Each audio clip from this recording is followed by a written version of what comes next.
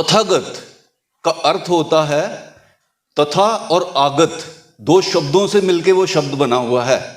कि जिसने उस सत्य को प्राप्त किया है और उसके बाद जितना भी जीवन जिया है उसने उस सत्य के अनुसार ही अपना जीवन जिया है, तो इसलिए बुद्ध को तथागत कहते हैं। और धम्म में जो विनय है वो बहुत कठोर है। हम चाहे भिक्षु हैं, चाहे हम गृहपति हैं, अगर हम धम्म में हैं तो विनय के जो नियम हैं उनको अगर हम धारण नहीं करते हैं तो हम किसी दूसरे के सामने हार जाएंगे, क्योंकि वो हमारे ऊपर दोषारोपण करेगा हमारे चरित्र को लेके, हमारी प्रवृत्ति को लेके, और तब हम उसके सामने खड़े नहीं हो पाएंगे। तो इसलिए अगर आप ले डिसाइपल हो धम्म के,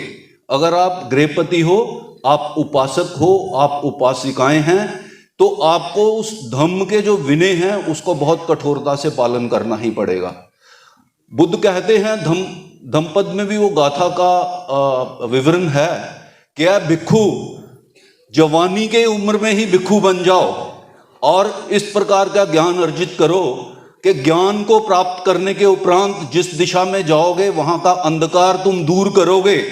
तो ये जो धारणा है वो 100 साल तक जीने का और 99 ईयर की आयु प्राप्त करने के बाद आप कोई ध्यान की साधना करोगे, उस दोनों विचारों में बहुत बहुत भारी फर्क है। ये हमें ध्यान में रखना चाहिए। और भारत की जो सभ्यता है उसमें जो द्वंद्व है वो वैचारिक द्वंद्व ही है। एक श्रमणवादी परंपरा को आगे बढ़ाती है और एक दूसरी उसके विरोध में एक दूसरी परंपरा को आगे बढ़ाती है। आप मेरे ख्याल में इस बात से भली भांति परिचित होंगे, मुझे उस पर व्याख्यान देने की आवश्यकता अगर किसी और मौके पे हुई तो करूंगा। प्रोफेसर टॉफलर ने कहा है कि 21वीं शताब्दी में अनपढ़ लोग वो होंगे जो पढ़ चुके हैं, उनको भूलने की आदत या वो क्वालिटी पैदा नहीं करेंगे। अंग्रेजी में अगर उसको वाक्य को इस्तेमाल करें तो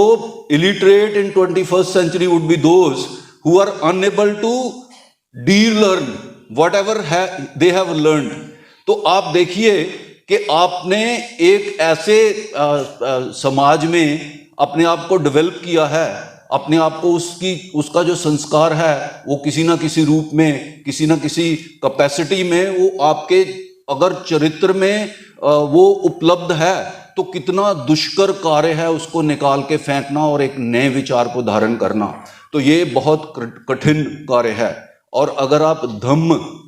को स्वीकार करते हैं तो आपको एक समय सीमा में, एक इसी आयु में अपने आप को प्रबुद्ध व्यक्ति बनाना है। क्योंकि कोई भी जो मनुष्य है,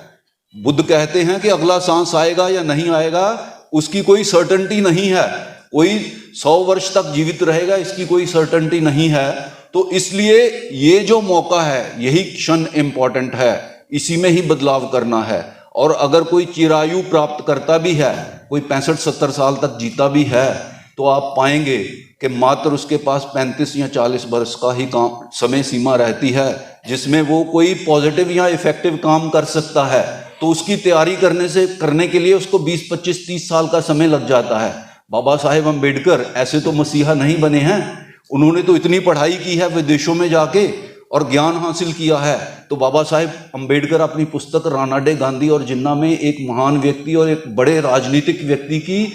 का विश्लेषण करते हुए कहते हैं कि विश्व के इतिहास में कोई भी राजनीतिक व्यक्ति महान नहीं हुआ है, और उसके पैमाने तय करते हैं। किसी और लेक्चर में उस जो विशेषताएं हैं उन पे अवलोकन किया जा सकता है। और आप पाते हैं कि बाबा साहेब अम्बेडकर ने उस यंग एज में 1916 में जो शोध पत्र लिखा है कि caste its origin and genesis, उसका अगर अवलोकन करते हैं तो हम पाते हैं कि इस जो सामाजिक व्यवस्था की जो नींव है, उस नींव की जो सबसे पहली ईंट है वो औरत है। और उस औरत पे ही ऐसा सामाजिक स्ट्रक्चर हमारे विरोधियों ने खड़ा किया है, उस पे ही सबसे ज्यादा प्रतिबंध लगाए हैं। तो बाबा साहेब अम्बेडकर कहते हैं दुनिया में स्लेवरी का एग्जाम्पल देते हुए, अगर आप चाहते हैं जानना तो जो ग्लैडिएटर पहलवान थे, जो राजा के बिहाफ पे लड़ाइयाँ लड़ते थे रोम में, रोमनों के राज में, वो भी गुलामी थे। भारत के परिप्रेक्ष्य में हम देखते हैं कि गुलामों ने तो अपना राज भी कायम कर दिया था और वो सम्राट और सुल्तान बन गए थे। तो आप और आपके पूर्वज ऐसे गुलाम थे जिनको उनके मालिक छूना भी नहीं चाहते थे। तो बाबा साहेब अम्बेडकर उसमें लिखते हैं अपनी पुस्तक में कि स्लेवरी इन रोमन एम्पायर, वो भगवान दास जी ने बाद में पब्लिश की बुकलेट, करीब 100 पेज की या 80 पेज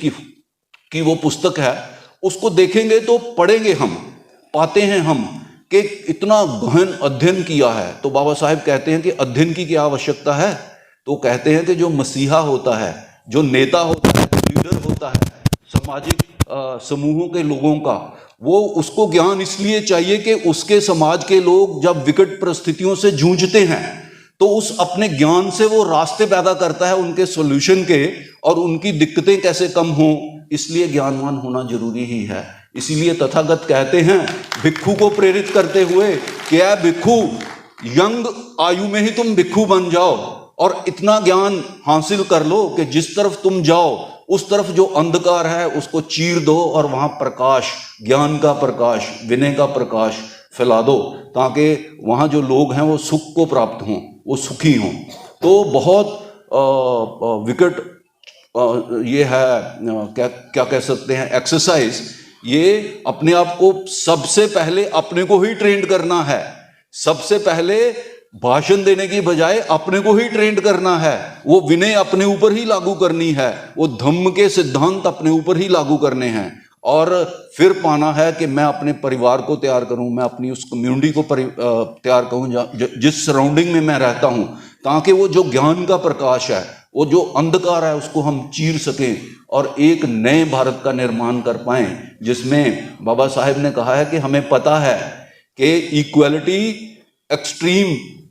अवस्था उसकी प्राप्त नहीं की जा सकती है, क्योंकि कोई व्यक्ति लंबा हो सकता है, कोई छोटा हो सकता है, कोई अमीर हो सकता है, कोई गरीब हो सकता है, कोई गोरा हो सकता है, कोई काला हो सकता है, कोई पुरुष हो सकता है, कोई महिला हो सकती है। तो जब हम समानता की बात करते हैं तो हम उस इन परिस्थितियों में समानता की बात अगर चाहें तो कह सकते हैं कि नहीं भी करते,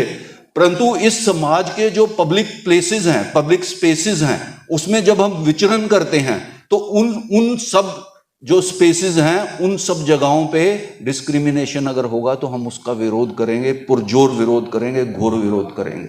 तो भंते जी, करुणाशील राहुल जी के मार्गदर्शन में हम लोग पहले भी काम करते थे, बट आभार प्रकट करना चाहूँगा मैं भंते जी का कि वो हमारे गांव में गए पंजाब में,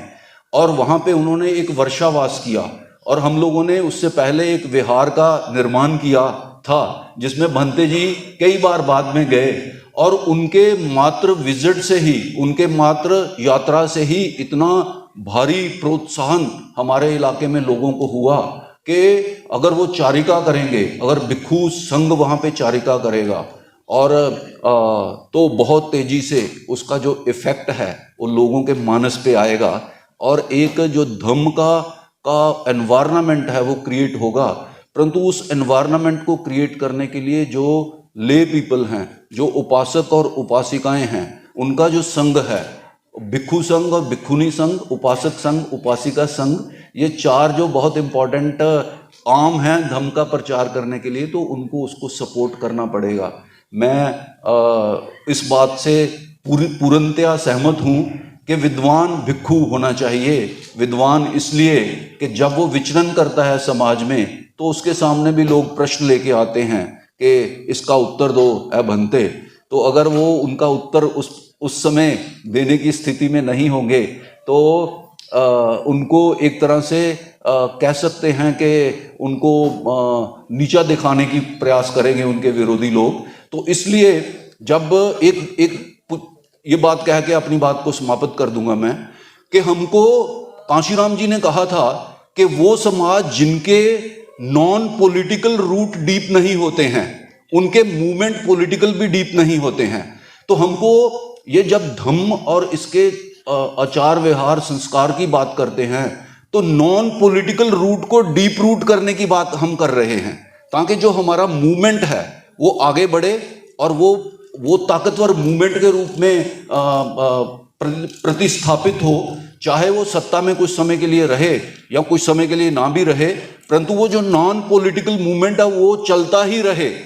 और वो परिलक्षित हो किसी समय में कि वो बदलाव की स्थिति उस समाज में पैदा कर पाए। तो उसके लिए हर एक जो व्यक्ति है जो उस विचारधारा से प्रभावित है उसको कंट्रीब्यूट करना ही पड़ेगा, बौद्धिक रूप से, अपने धन के रूप में, अपने